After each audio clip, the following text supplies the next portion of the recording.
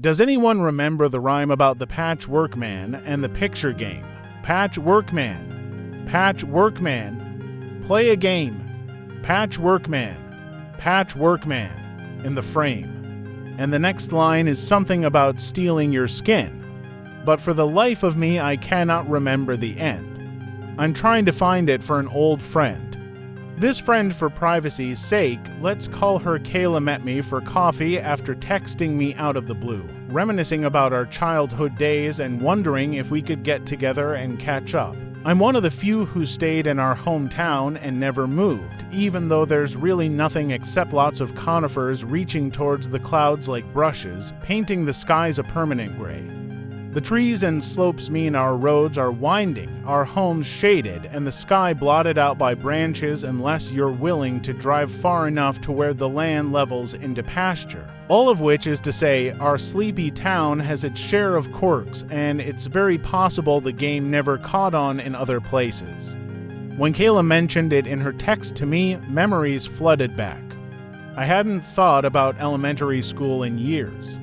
Suddenly, I was back on the playground, running across the sand screaming because Kayla wouldn't stop trying to kiss me, pretending to be Pepe Le Pew while I pretended to be the cat. To be honest, I barely remembered Kayla aside from that memory. Even though we attended the same school all the way through senior year, she became one of the popular girls. And since I turned out to be the token gay, I'm actually bi, but whatever, I spent most of high school just trying to keep my head down and get through. We met at a small cafe, one of only two breakfast spots in town, and the only one with coffee I consider decent. Seated by the large windows, I wondered if I'd even recognize her. I texted that I was wearing gray flannel. When she came in, she looked around for a moment in confusion, spotted my shirt, and beamed. Pat, almost didn't know it was you. Kayla, I smiled and stood up. I definitely didn't recognize you. Wow, you look like a real city gal. That's a beautiful coat. It's Burberry, she said, and blushed, embarrassed, maybe, to be a rich woman in such a homey space. I like your tattoo. Is that a Wolf? It's actually my husky, Snowy.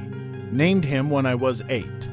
I never wanted to forget him, so, oh my God, that is so sweet. She laid a hand to her heart, looking genuinely touched as she slid into her seat. I never knew you had a dog. How did I not know that? You know, my son recently got a dog. You've got kids now. I've got kids now. The first half hour of catching up, Kayla was smiling, energetic, seemingly delighted to share about her life and ask about mine. And yet, I noticed the occasional drift of her eyes as I was telling her about my dad's health, like she was distracted. Like all this sunny conversation was just light on the water's surface, while deeper down a darker undercurrent tugged her thoughts elsewhere. Like she was itching to ask me something, but then the smile returned, as carefully applied as her makeup.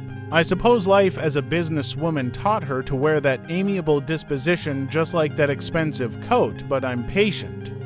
I kept up the discussion and waited for her to get comfortable enough to shed both the fancy coat and fancy smile and explain to me why her hands were trembling.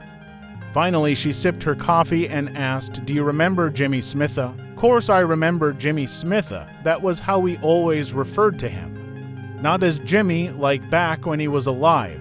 Jimmy Smitha. First name, last name. Jimmy Smitha, the boy who went missing.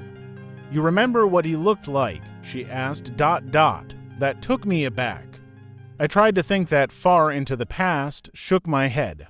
She reached into her bag and pulled out a photograph, an actual printed photograph. This was a lot of effort. I looked at the photo and tried to remember him, blue eyes, blonde hair, chubby red cheeks, and that mole on his nose. Jimmy Smitha was in our 4th grade class when he went missing. People searched for weeks, but there was no trace of him anywhere. You remember? She asked. How mad the sheriff got about the Patchwork Man. I remember. I nodded. They thought he was someone they could find. The Patchwork Man was like our small town's version of the Boogeyman or Bloody Mary, a scary tale we used to spook one another. He wasn't real, but Jimmy talked about him so much in the days before he disappeared that authorities assumed he was an actual person stalking us all. It's possible the other kids said stuff that led them to think that, too. And Jimmy and the others drew pictures of him, so many pictures. A disfigured man in a patchwork calico coat.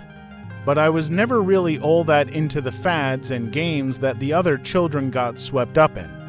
I didn't learn about the Patchwork Man until our school field trip to an art museum. Our school was so small, it was us little kids plus all the older kids. When we finally got to the museum, all us younger kids went spilling into the rooms and wandering among the paintings, pointing and saying things like, "Oh my god, it's the Patchwork Man." Sometimes we pointed at creepy figures or characters in mottled clothes like jesters. But mostly we pointed at paintings where there wasn't any figure at all. The older kids didn't get it and kept asking what's the Patchwork Man. I didn't really get it either, even though I kept doing it, but then Jimmy explained it to me.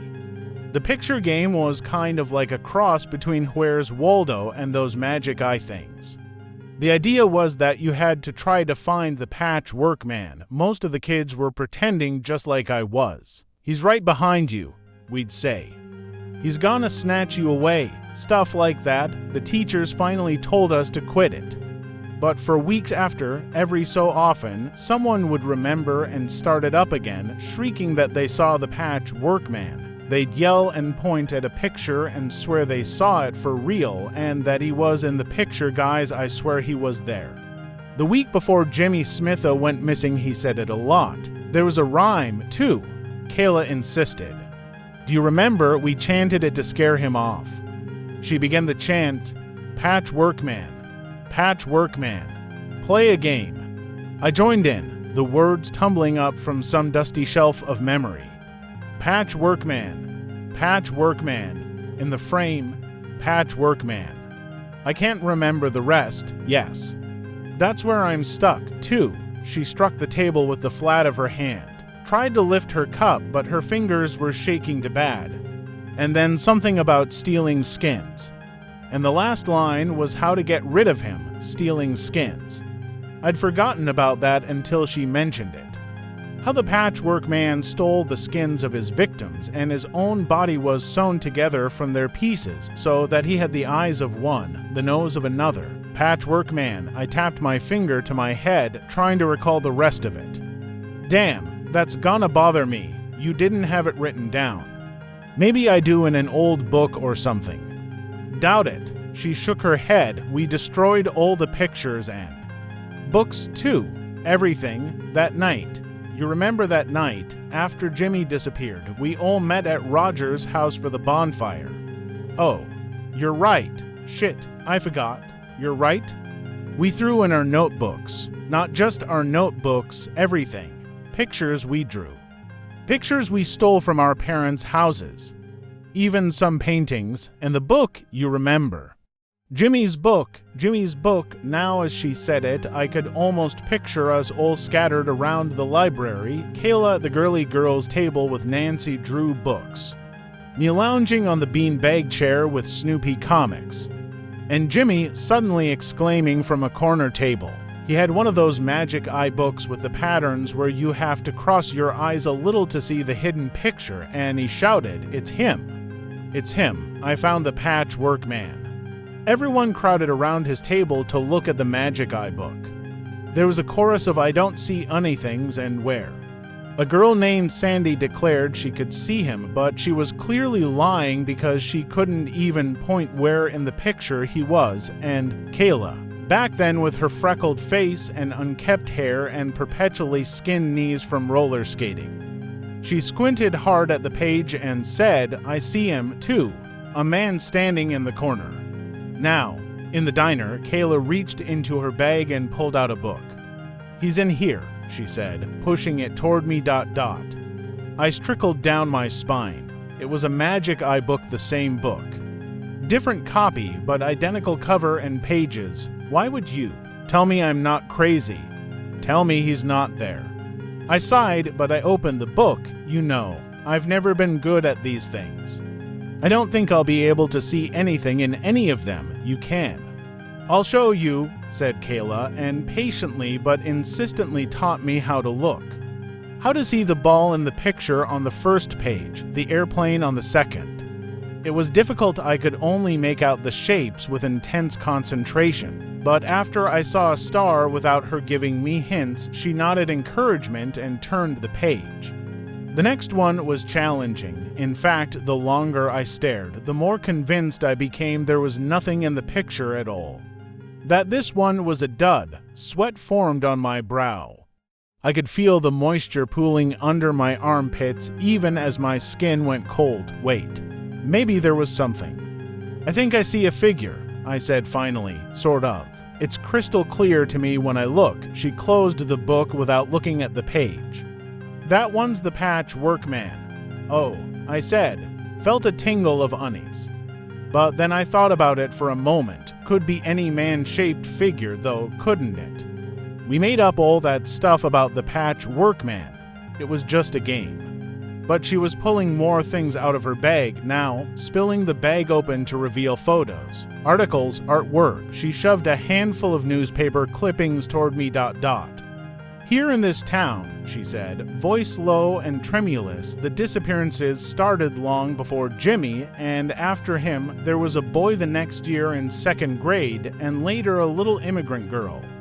The disappearances happen every decade or so.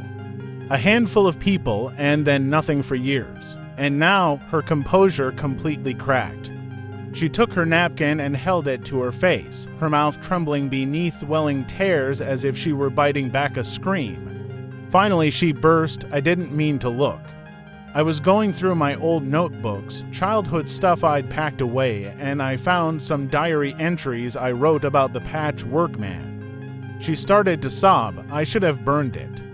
I must have forgot it. I thought I did burn it. Once I saw my old drawings of him. I see him everywhere now. He won't go away. He's real. He has Jimmy's blue eye, Jimmy's rosy cheek. Look, you can see. I don't want to, I said. But she shoved Jimmy's photo over along with a folder of artwork. And in spite of myself, I looked. The folder contained printouts of paintings. The kind you might see in people's houses or in a museum. Initially, they were all perfectly ordinary pictures. I shook my head and told her there was nothing in them, but then I almost missed him, like my eyes wanted to skip over him. But the feel of goosebumps on my arms made me look again, and there in a watercolor of a crowded street, amongst all the shapes bleeding together like wet ink after a rain, was a man wearing a patchwork coat made of some sort of supple, delicate leather. He was gone in the next few paintings, but reappeared in another impressionistic crowd scene. The more images I saw him in, the easier he was to spot, hiding among the artworks like Waldo in a crowd. And I swallowed, trying to quell the fear that brought my heartbeat pounding in my ears, because I could see him clearly enough now to identify the one bright blue eye and ruddy cheek. It really was Jimmy's eye, and up close, the pieces of Jimmy and others in the Patchwork Man were all the wrong size, mismatched like some sort of Frankenstein, but even more horrifying to look at. In fact, the longer I looked, the more nauseating the details. Like how the Patchwork Man had too many fingers on his hands, and one of his ears was upside down, and his other eye had two different pupils, and the buttons of his coat were teeth end. I was getting sick to my stomach, dizzy, like I was feeling a sense of vertigo. Like when you look at one of those spinning spirals and when you stop everything keeps spinning. Like I was staring at a magic eye and the patterns were shifting. His skin was almost like those mesmerizing patterns, WHAM. I jumped. Kayla had slammed the folder closed and was shouting at me, hollering at the top of her lungs, shaking me, "Stop looking. Stop looking." Everyone in the cafe was staring. I stammered an apology, and we paid and quickly left. "Are you okay?" she asked. Yeah, No, actually, I turned to her. "Why the fuck would you come all the way out here and drag me in too, because I don't want to be next?" She cried, anguished. "Rory is starting elementary school. I just need to know the rhyme. Pat, I need to know how it ends. You're the only person I know who might remember. Please, please, what did we do to chase him away? At the bonfire. Okay? I growled, trying to suppress the bubbling fear that no, I would not succumb to this delusion. She'd doctored those pictures. She had to, or she'd drawn me into her crazy fears through sheer conviction. But I couldn't leave her in this state, so I said, okay, I maybe have an idea. We parted ways and agreed to meet at my house later that evening. In the meantime, I looked at the artworks that hung on the walls of my house, artworks that had been there since my grandparents' generation, showing landscapes and people all normal. I typed this post, thinking if we didn't solve her problem, maybe someone else could help. I was still typing when the doorbell rang. Evening had come sooner than I expected. I met Kayla outside by the fire pit. She had brought her folders with pictures. I also brought a painting out from inside. It was my favorite, a landscape of the beautiful woods and slate gray sky.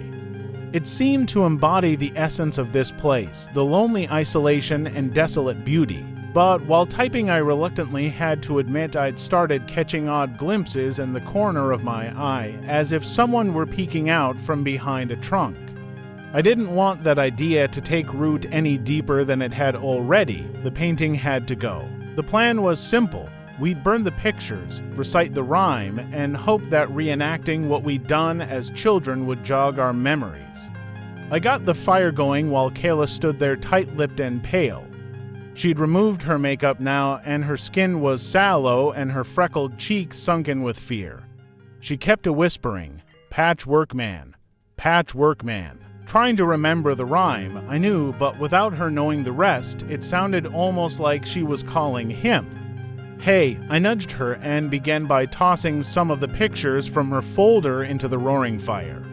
She nodded and followed suit, throwing her old diary on, and then the magic eye book and what was left of her folder, and lastly I ripped my painting out of its frame and broke it in two and threw the canvas on. While all of that was catching, nearly smothering the fire, we faced each other and held hands. It felt awkward and ridiculous, two adults chanting like children, but we did it anyway. Patchwork man, Patchwork man, play a game. Patchwork man, Patchwork man, in the frame. Patchwork man, I see you, looking for some skins to steal. Kayla shouted, triumphant, remembering the third line, just one more. Patchwork man, can't take mine, you. But even as the line came back to me, she stopped, turning her head. She was staring at something. You're not supposed to look away from one another during the chant, not supposed to look at the fire. But her head was turned, mouth hanging open, eyes wide in terror. I followed her gaze and it was impossible. But I swear to you, there on the top of the heap was my painting of the conifers, the edges just starting to catch, and the patchwork man was stepping out from the trees and he was climbing out of the painting, that piercing blue eye that used to be Jimmy's fixed on Kayla. The world seemed to swirl and ripple, everything flattening out, Kayla flattening out too. She had her hands at her face, like that character painted in the Scream. The patchwork man's misshapen hands, one large and one small, the fingers all different lengths and wrong, like how his left hand had two thumbs, grabbed her and drew her in. And they both seemed to blend with brush strokes and ash and flames, and then the canvas was burning. The painting was gone, and there was no one standing where Kayla had been, just the prints from her shoes in the dirt. I gaped, disbelieving, stood there in a daze while the fire slowly died, not accepting any of what I'd seen. How could I? It had to be some kind of nightmare. That was the only thing that made sense. I was having a waking nightmare. Maybe someone spiked my drink. I don't know. But when I got inside, I looked up at the wall of the living room and groaned, because there's a small family portrait, a painting by my grandmother of my grandfather. Only now, instead of my grandfather, it showed the patchwork man with a new patch of freckled skin on his cheek. And I whispered to myself the rhyme, the one Kayla didn't finish. Patchwork man, play a game. Patchwork man, patchwork man, in the frame. Patchwork man, I see you, looking for some skins to steal. Patchwork man, can't take mine, you know why, 'cause you're not real. But I know now that the rhyme won't help me. The rhyme just tells you the rule that if he's not real, he can't hurt you.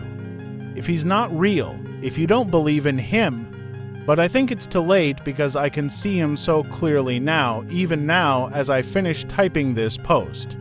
And I hope, for anyone reading this, you don't make the mistake I did. If your kids talk about him, please convince them he's not real. It's not too late for them, as long as you can convince them. My only hope now is to drink myself to oblivion, sleep it off, try to convince myself when I wake up that it was all a fever dream. That Kayla never contacted me, I already deleted all her messages, and that none of this happened. I just have to make myself believe it didn't happen. Patchwork man, patchwork man, play a game. Patchwork man, patchwork man, in the frame. Patchwork man, I see you, looking for some skins to steal. Patchwork man, can't take mine, you know why, 'cause you're not real.